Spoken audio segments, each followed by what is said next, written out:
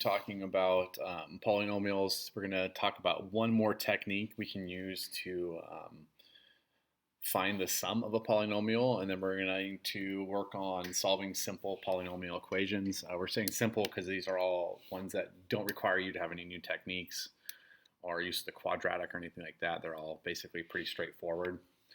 With that being said, often understanding the straightforward is important before we dive into the complicated. So at the top of your notes today, I'd like you to label these solving polynomial equations. So you see at the top, you should be taking these notes on the 8th or the 9th of April. Just like with the area model notes, we will be going over all of this in class next week. So there's no assignments associated with this, but I do expect the notes to be done before you guys show up to school next week. All three of our math teachers have that as an expectation. All right, so let's go ahead and start. First thing we're going to talk about is this thing called double distribution. Your parents are probably going to remember it as FOIL. FOIL stands for first, outside, inside, last. It's a method used to multiply two binomials. It will work for trinomials or any other nomial as well, but usually double distribution just applies to two binomials. All right, so the first thing we're going to do is multiply the first term of the first binomial to both terms in the second binomial, and then we're going to multiply the second term of the first binomial to both terms in the second binomial, and then finally we're going to combine like terms and rewrite. So it's basically doing the same thing you do with the area model, but without making the area model. You'll notice the last step is the same as the area model. You're going to combine like terms and then rewrite it in the simplified version. So this is just another way of finding the sum of two binomials. All right.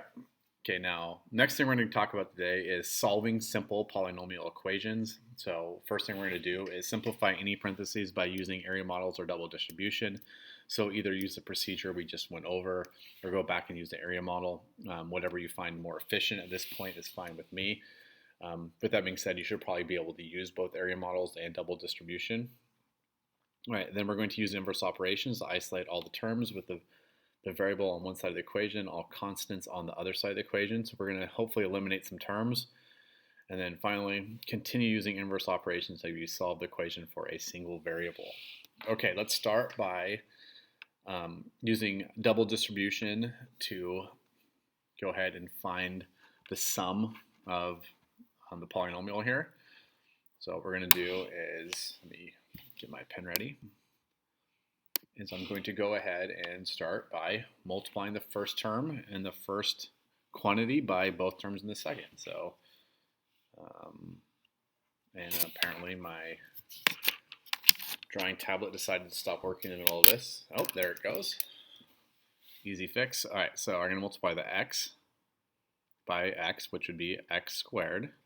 I'm going to multiply the x times 3, which would be 3x. You notice I'm saying adding 3x there, where we can't combine those, so we're definitely going to add 3x. Now I'm going to do the same thing with the second term. So 5 times x is 5x. 5 times 3 is 15. Okay, now I'm going to go ahead and combine like terms. So we have x squared once. I have 3x plus 3x. And then finally, I have 15. I'm going to go ahead and combine like terms. So x squared is just going to be x squared. There's only one of those. And then 3x plus 5x is 8x. And then just add the 15. So similar to an area model, basically the same math, it's just a different way of doing it. Okay, so if you understand the first one, go ahead and pause and try to do the second one on your own. All right, same basic idea here. We're going to multiply the first term and both of them together. So 2x times x is 2x squared. Then I'm going to multiply that 2x by negative 4. That'd be negative 8x. And then I'm going to go ahead and multiply the 3 times x. That'd be a positive 3x. And then 3 times negative 4 would be negative 12. Okay, so let's look at our like terms. We have 1x squared. I have the first power, so I have negative 8x and the 3x. Then I have my constant. So go ahead and Combine those, so 2x squared, and then that'd be negative 5x, and then I have negative 12. All right, so two examples of using double distribution to determine the sum of polynomials. All right, now we're going to jump into solving equations. So basically what we're going to do is start by either using area model or double distribution. I'm going to stick with double distribution for this, but if you want to use an area model, that's fine. And then after we simplify the polynomial, we're going to go ahead and solve the equation. All right. So it sounds more complicated than it is. When you guys get into it, you'll realize like, oh, I can do this. It's not that big of a deal. All right. So first thing I'm going to do is double distribution. So 3x times 3x is 9x squared. 3x times 4 is 12x. So 9x plus 12x equals 9x squared plus 2x minus 20. Okay, we look at this, we notice we have a 9x squared on both sides of the equation, all right, which means I can subtract 9x squared from both sides of the equation, all right? That's gone, leaving me with 12x equals 2x minus 20. All of a sudden, this has turned into an equation you guys have solved numerous times before, or not maybe this exact equation, but a very similar equation. Now just treat it like equations you started solving in 5th or 6th grade. So subtract 2x on both sides.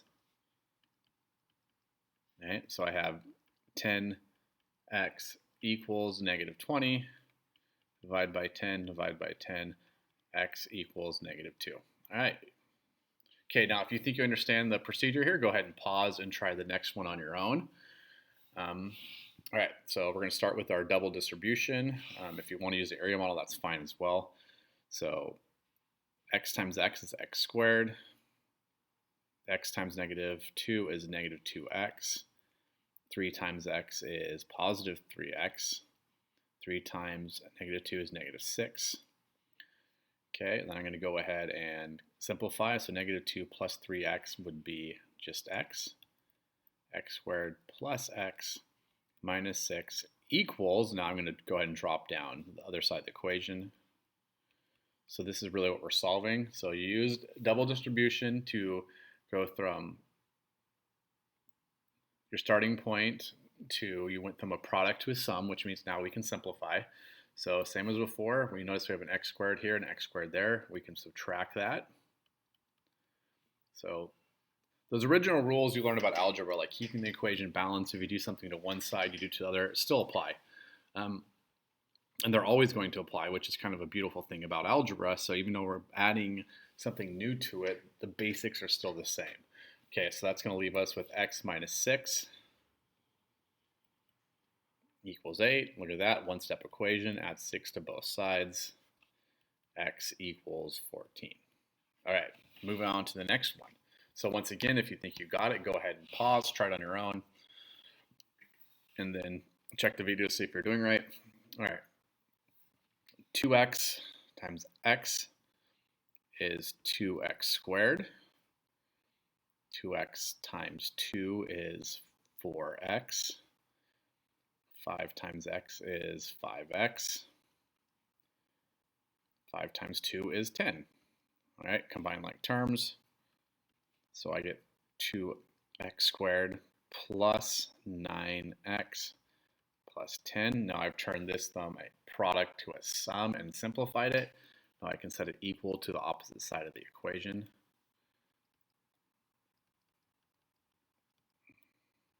Okay, let's go ahead and see what we can eliminate. So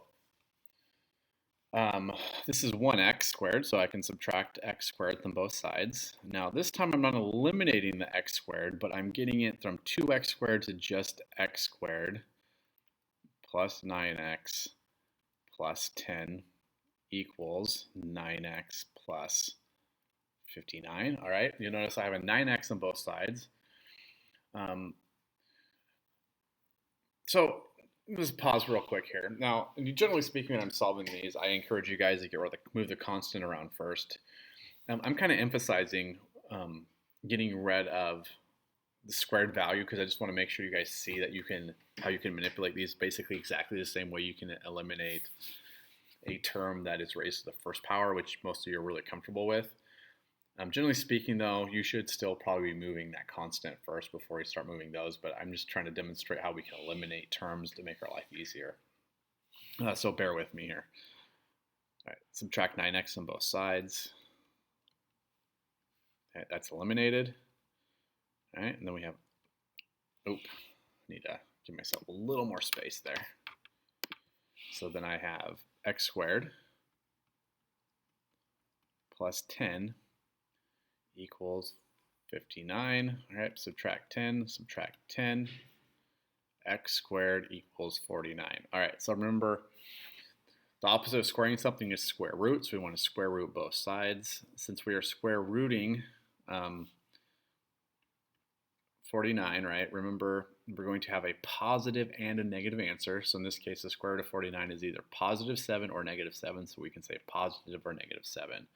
Remember, if you're like, how can it be negative? Negative 7 multiplied by negative 7 is also 49. So two different answers for the same problem.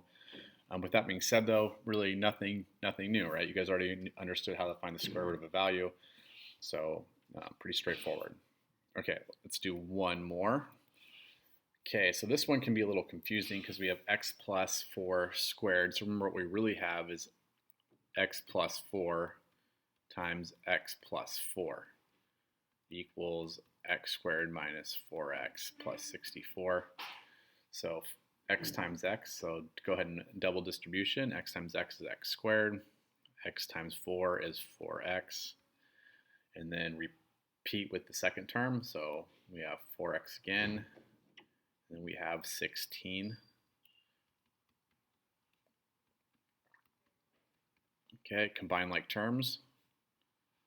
So we have x squared plus, I had a funny button on my writing pen here. Give me a second to undo that. That's what I was looking for. Okay, sorry about that.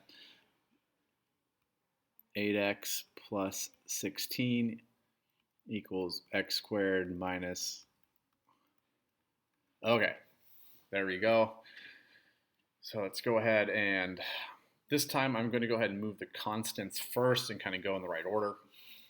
As opposed to kind of pointing out this fact that we can often eliminate the confusing part. So I'm going to subtract 16th on both sides. Okay, so that goes away.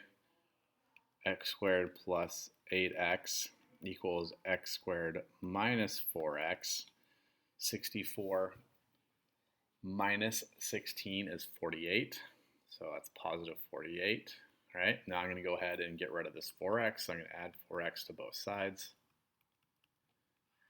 So x squared plus 12x equals x squared plus 48, right? So I'm hoping you guys are looking at this, Mr. Robinson, why aren't you just combining terms? Yes, absolutely, or combining steps, you can absolutely do that. But we're kind of going through it piecewise here. So now I can get rid of that x squared value, subtract x squared on both sides. 12x equals 48. One step equation, divide by 12. X equals 4. All right, there you go. So don't get overwhelmed by this idea that you have a polynomial to start with.